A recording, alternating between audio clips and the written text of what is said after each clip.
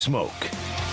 Former Baylor star quarterback and also Baylor Radio Color Analyst J.J. Joe with us. Paul, how far back did you go back to the days of like reel-to-reel and find that the old almost? Then I found a highlight of the 1992 Sun Bowl. Most of JJ's highlights that are on YouTube don't have audio to them, so they don't really do us any good. There were, like, I watched today, and it really put me behind, like, a 12-minute video of JJ scoring touchdowns with no audio. No audio. But JJ, I needed one that said his name. You and I played so far back. You played, I didn't. I watched that they almost don't have that video anymore, do they? It's got to go back into the archives. What's that like when you hear one of the highlights of yourself? Hey, man. Hey, I remember when, I think sometimes we'd have, I'm trying to think, it was a couple guys from the 60s that would come. So that's how I feel. I remember the feeling like these guys from the 60s would show up, and we'd be like, who is that guy, right? Yeah, so I'm there now. You know what I mean? That's where I am. Hey, it's okay. That means I'm still living. That's a good thing. It means there were highlights. That's the good news as well. And there were. Exactly. What are your expectations of Blake Shain and what you expect from him early in the year? Hey, thanks for having me on, guys. Blake, I almost look at him as like a veteran now. It's funny. And he didn't play a lot of games. So I kind of understand where he's coming from a little bit because, he played a little last year, some high leverage moments. So that's good. But, now he has to know what it is to be the starter. I remember when I got to play a little bit in my first year, my redshirt freshman year, and then I came back the next year and had to be the starter. And it's a different mentality when you come in, even though he started a couple games.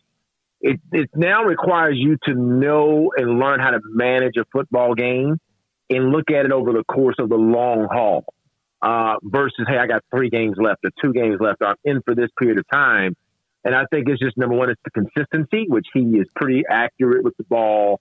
He seems to take really good care of it. So that should really fall right in his wheelhouse. But it's just managing the team, managing the game, and understanding, hey, I have to be here for 12 games, and you got to play like that. JJ, the skill position players are all new. Nobody's really logged a whole lot of time. What do you think the learning curve will be for them? Because it has to be a little bit shorter. Now they've got Albany Saturday, but BYU's coming down the road. Yeah, I wrote, actually yesterday that, like, the wide receivers are on the clock, right? And, for me, the runners, you want the runners. Our runners were special last year. Both those guys, I'm hoping, are going to stick where they are. I'm not sure if you guys heard, but Abram Smith and Treston Ebner were really high-quality backs. And Abram just made play after play after play. So those guys are big, but to me, it's the receivers. When you have a quarterback like Shain, you got to find a guy or two outside on the edge that will force you to respect the passing game. The loss of Taekwon, Estrada, and then also R.J. Sneed, that's huge. Now, you have Ben Sims, a safety blanket, but trust me, every team in the Big 12 and even BYU is going to say, hey, look, we're going to bracket that guy, number 88, not 88, I'm sorry, but number 8 now, Ben, and we're going to try to keep him from beating us. But we're going to see if those guys on the edge that are all brand new, if they're going to make plays and win a game. So they're on the clock, man. And it's just, in college, you get one preseason game, I call it. It's Albany, no disrespect to Albany, but if they play their best and Baylor plays their best, Baylor should find a way to win this game. And then it's on the Provo, and some guys on the edge are going to have to make plays. JJ, do you think we'll ever see a defensive line or even a front seven put together as stout as the one that Baylor is going to have this year? I mean, in terms of Baylor historically. I'm thinking back, man. I remember when I got there in my freshman year, we had a couple, Santana was on that line, and they were deep, and Jay Fram was on that as a linebacker.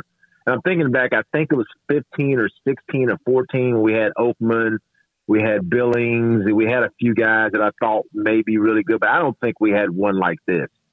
And you got Cole and TJ and Siaki Ika, and you got also Jackson, who's a transfer in, and you got Gabe Hall, you got Chitty Albanai. I don't want to look past him.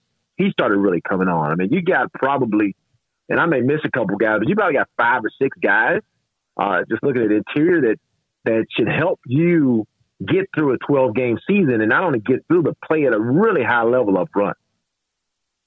JJ, as a quarterback, you hear about those guys who are dynamic pass rushers from the blind side. That's why left tackles make so much money, for mostly quarterbacks are right-handed. What was more of annoyance or maybe made you blink?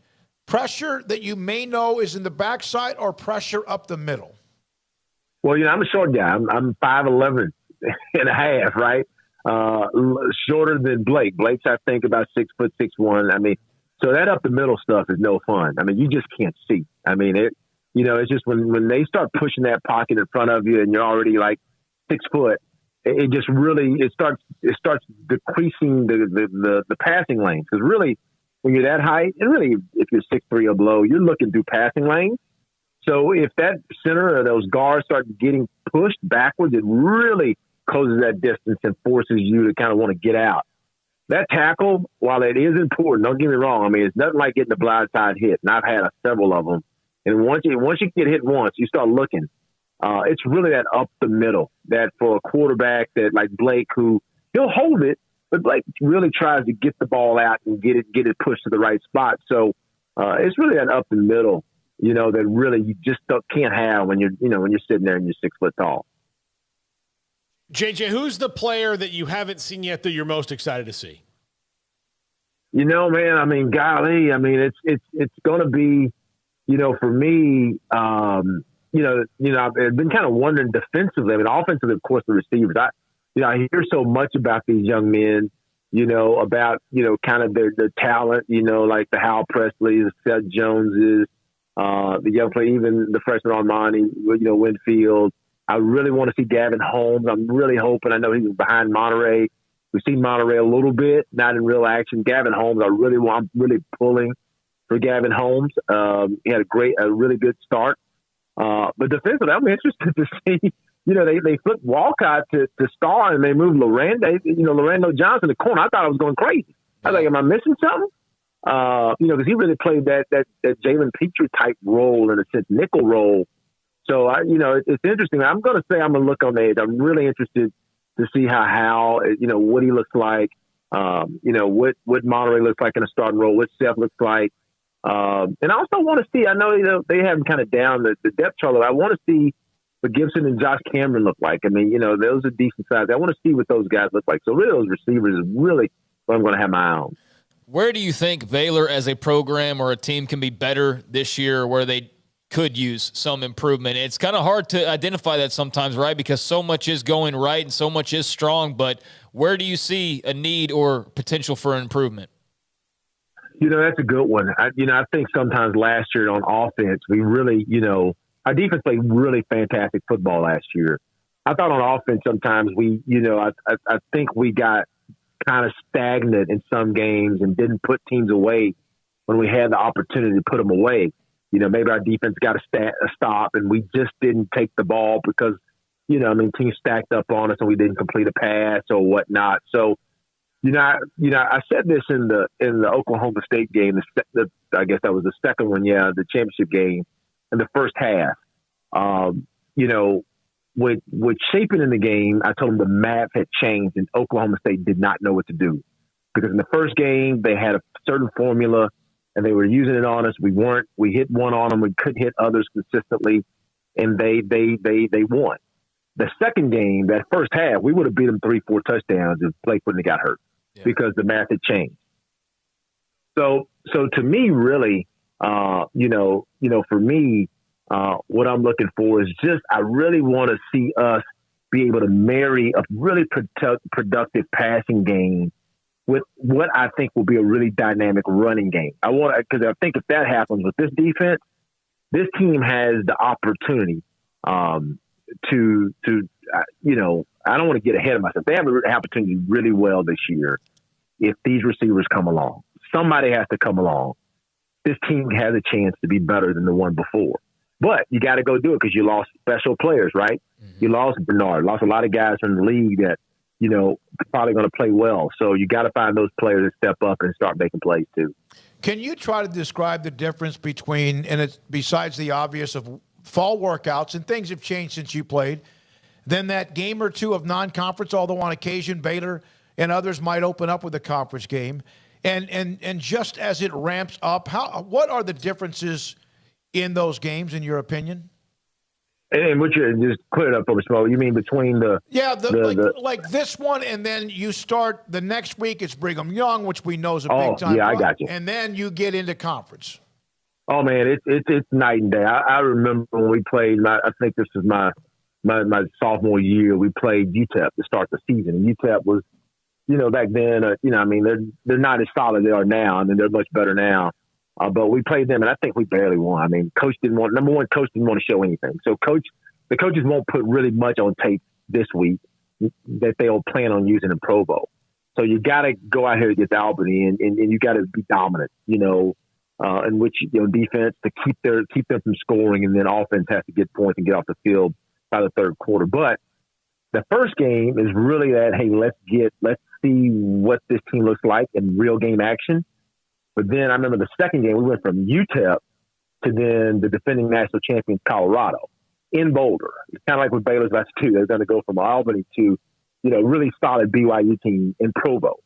And the intensity is thousandfold.